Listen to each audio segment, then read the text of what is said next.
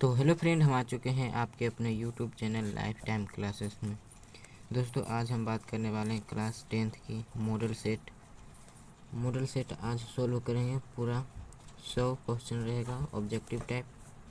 और ये है साइंस का, जो बहुत ही इम्पोर्टेंट है। आपके वार्षिक परीक्षा हो या फाइनल बोर्ड परीक्षा हो, same to same question match करेगा। अब पूरे 100 क्वेश्चन हैं, तो आप लोग पूरे अंत तक देखिएगा, बहुत मज़ा आने वाला है। क्वेश्चन आधा हो जाएगा। तो सबसे पहला नंबर क्वेश्चन पढ़ते हैं। किसी उत्तल लेंस की फोकस दूरी हमेशा होती है, तो उत्तल लेंस की फोकस दूरी जो होती है हमेशा पॉजिटिव होती है, यानी भी प्लस होती है। और किसी शब्दकोश में पाए गए छोटे अक्षरों के पढ़ते समय आप निम्न में से कौन सा लेंस पसंद करेंगे? तो 50 सेंटीमीटर फोकस दूरी का एक उत्तल लेंस पसंद करेंगे।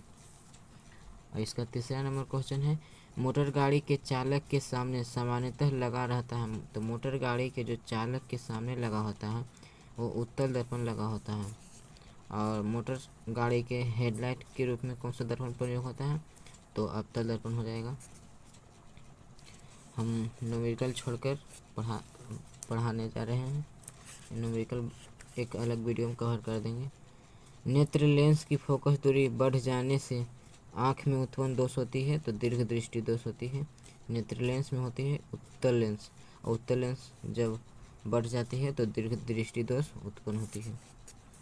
दूरदृष्टि दोष वाले व्यक्ति द्वारा जिस चश्मे का प्रयोग किया जाता है उसमें लगे लेंस होते हैं, तो उत्तल लेंस होते हैं। विद्युत आवेश की इकाई होती है, विद्युत आवेश का कूलाम होता है। विद्युत आवेश दो प्रकार के होते हैं, जिन्हें धन तथा ऋण आवेश माना जाता है। यह नामकरण जिसने किया था वह है बेंजामिन फ्रैंकलिन ने नामांकन किया था।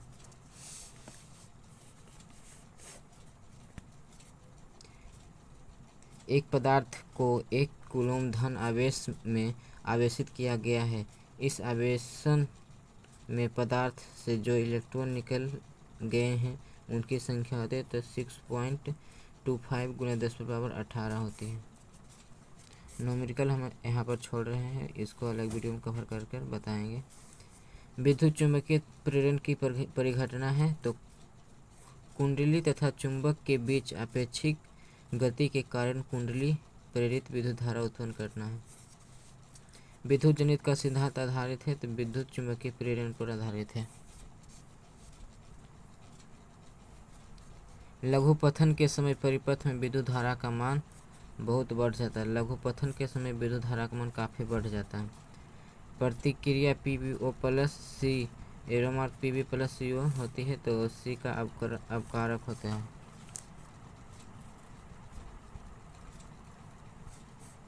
निम्न धातुओं में से कौन NaOH के विलयन से H2 देता है? तो एल्युमिनियम है।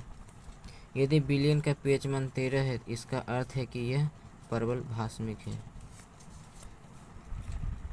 क्वेश्चन की ओर चलते हैं। तो नेक्स्ट क्वेश्चन है, साधारण ताप पर फास्फोरस का अनुशोधन होता है, तो P4 होता है। पीतल में रहता है कॉपर और जिंक रहता है पीतल में। धातुओं की प्रकृति होती है, धातुओं की प्रकृति जो होती है विद्युत धनात्मक होती है। और 20 नंबर क्वेश्चन की बात की जाए तो चुंबकीय अशुद्धियों को किस प्रकार दूर किया जाता है? तो चुंबकीय विधि द्वारा दूर किया जाता है। कार्बनिक यौगिकों का आवश्यक तत्व है कार्बन है, कार्बनिक यौगिकों का। अक्रिय तत्व हीलियम है।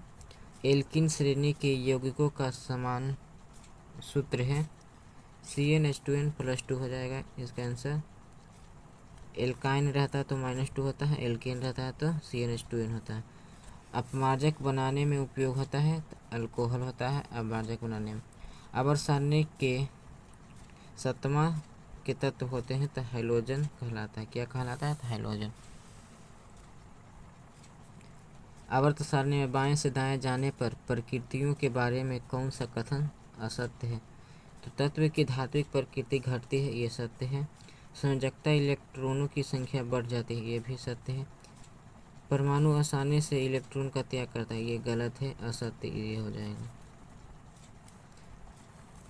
प्रकाश संश्लेषण की क्रिया में उत्पन्न होती है तो कार्बोज होता है, कार्बोज। अंडाणु निषेचित होता है तो फैलोपियन नलिका में, क्या में, तो फैलोपियन नलिका में।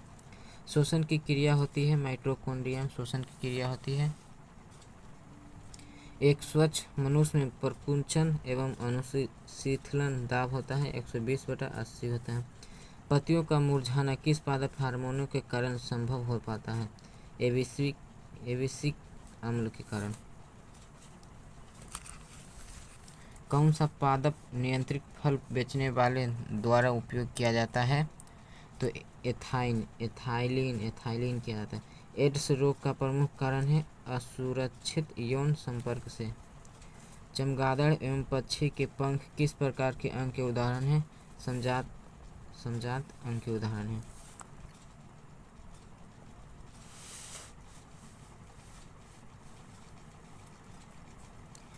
कृत्रिम परितंत्र का उदाहरण है बगीचा और खेत। कृत्रिम परितंत्र का उदाहरण है। प्रकृति में ऊर्जा का मुख्य स्रोत सूर्य है। वनों के संरक्षण के लिए निम्न में से किन प्रक्रियाओं को नियंत्रित करने की आवश्यकता है?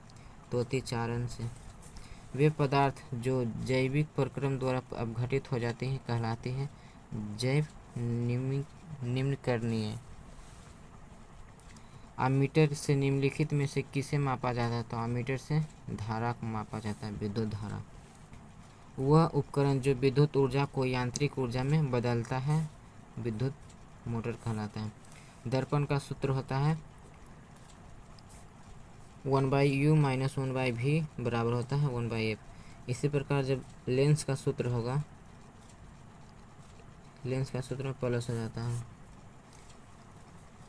निकट दृष्टि दोष को निम्नलिखित में से किस लेंस के द्वारा हटाया जाता है? तो अवतल लेंस के द्वारा। पौधों में जनन कहाँ पाए जाते हैं? पौधों में जनन पुष्प में पाए जाते हैं, पुष्प में। मेंडल ने अपने आनुवंशिकी प्रयोग हेतु किस पौधों का उपयोग किया था? तो मटर का किया था। पारिस्थितिकी तंत्र में ऊर्जा का प्रवाह किस दिशा में होता है? पारिस्थितिकी तंत्र में एक दिशकीय दिशा में होता है। ओजोन परत पाया जाता है वायुमंडलीय के ऊपर में पाया जाता है। दाढ़ी बनाने में कौन सा दर्पण उपयुक्त होता है? तो अवतल दर्पण उपयुक्त होता है। प्रकाश के परावर्तन के कितने नियम हैं? 2 नियम हैं। प्रकाश का परावर्तन हो चाहे अपवर्तन, दोनों का 2 ही नियम है। निर्वात में प्रकाश की चाल होता है 3 × 10⁻8। इसे 3 लाख भी बोल सकते हैं प्रति सेकेंड। किस दर्पण में बड़ा प्रतिबिंब बनता है? अवतल में बड़ा प्रतिबिंब बनता है। वही बात की जाए उत्तल की तो छोटा प्रतिबिंब बनता है। दंत विशेषज्ञ किस दर्पण का उपयोग मरीजों के दांतों का बड़ा प्रतिबिंब देखने के लिए किया जाता है? तो अवतल दर्पण।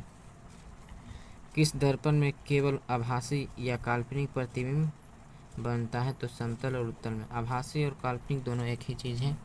तो नेक्स्ट नंबर 55 क्वेश्चन की ओर चलते हैं।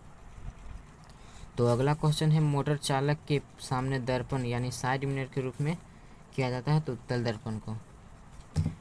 गोलीय दर्पण के परावर्तन पृष्ठ के वृत्ताकार सीमा रेखा का व्यास कहलाता है वक्रता त्रिज्या। प्रकाश तरंग उदाहरण है तो विद्युत चुंबकीय तरंग का उदाहरण है। गोलीय दर्पण में फोकसांतर एवं वक्रता त्रिज्या के बीच संबंध है F = R/2 होता है। समतल दर्पण में प्रतिबिंब की प्रकृति होती है, समतल दर्पण हो चाहे उत्तल हो, आभासी या बराबर ही होता है। सोलर कुकर में किस दर्पण का व्यवहार किया जाता है? तो अवतल दर्पण का व्यवहार किया जाता है। सर्च लाइट का परावर्तक सतह होता है, सर्च लाइट में अवतल दर्पण।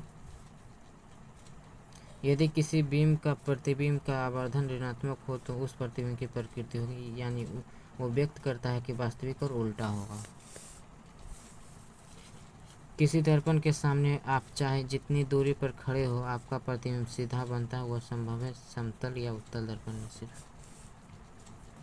अवतल दर्पण द्वारा किसी वस्तु का बना प्रतिबिंब आभासी सीधा तथा बीम से बड़ा पाया गया वस्तु की स्थिति कहाँ होनी चाहिए? तो दर्पण के ध्रुव और मुख्य फोकस के बीच होना चाहिए। यदि किसी बीम का प्रतिबिंब का आवर्धन धनात्मक हो तथा उस प्रतिबिंब की प्रकृति होगी काल्पनिक और सीधा होगी।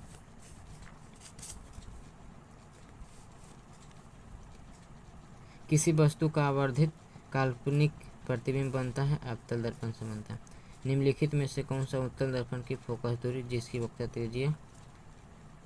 त्रिज्या 32 है, तो 32 से वक्रता त्रिज्या यानी आर हमें दे रखा है 32, और उत्तल दर्पण की फोकस दूरी वर्धन थे ए बराबर R/2 होता है, यानी 32/2 यानी 16, और उत्तल दर्पण में पॉजिटिव होता है यानी धनात्मक, तो 16 आंसर होगा। परावर्तन के नियम से निर्धारित होते हैं कि आपतन कोण और परावर्तन कोण आपस में बराबर होते हैं। समतल दर्पण द्वारा बना प्रतिबिंब होता है, समतल दर्पण में बना प्रतिबिंब होता है काल्पनिक। संयुग्मी फोकस के केवल संभव है अवतल दर्पण। नेक्स्ट नंबर क्वेश्चन 71 नंबर पर आते हैं। उत्तल दर्पण में प्रतिबिंब सदैव बनता है, उत्तल दर्पण ध्रुव और फोकस के बीच बनता है। किसी दर्पण का मध्य बिंदु कहलाता है ध्रुव कहलाता है। समतल दर्पण में वक्रता त्रिज्या होता है R = अनंत होता है, इन्फिनिटी। हजामत बनाने के लिए, हजामत मतलब दाढ़ी बनाने के लिए व्यवहार किया जाता है। दाढ़ी बनाने में अवतल दर्पण का उपयोग किया जाता है। ये मोस्ट इम्पोर्टेंट क्वेश्चन है। समतल दर्पण की रेखीय आवर्धन होता है m = 1 होता है। प्रतिबिंब की ऊंचाई और वस्तु की बीम की ऊंचाई के अनुपात होता है आवर्धन, यानी m बराबर जो होता है h'/h होता है। गाड़ियों के अग्रिदीपों में किस दर्पण का उपयोग किया जाता है? हम बताए थे दोस्तों कि गाड़ी में हेडलाइट के रूप में या अग्रिदीपों उसी को कहते हैं, तो अवतल दर्पण का उपयोग किया जाता है।